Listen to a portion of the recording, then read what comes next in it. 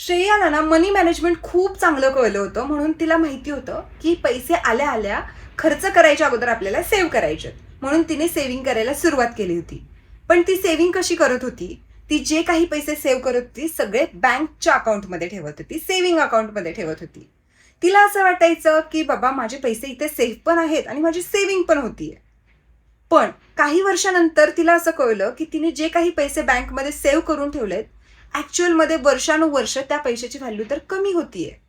कारण आपल्या इंडियाचं इन्फ्लेशन रेट 6 ते 7% आहे.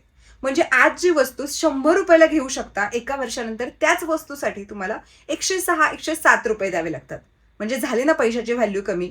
बरं, तिने जरी हाय इंटरेस्ट सेव्हिंग अकाउंटमध्ये ठेवले असते तरी 3-4%चा तिला इंटरेस्ट रेट भेटला असता. तशीही तिच्या पैशाची व्हॅल्यू कमीच झाली असती. सो तिला गरजेचं काय होतं? तिला पैसे सेव्ह करायचे होते, पण त्या पैशामध्ये बॅलन्स करण्याची गरज होती.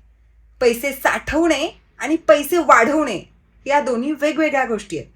आणि स्मार्ट लोक या दोन्ही गोष्टींमध्ये बॅलन्स मेंटेन करतात.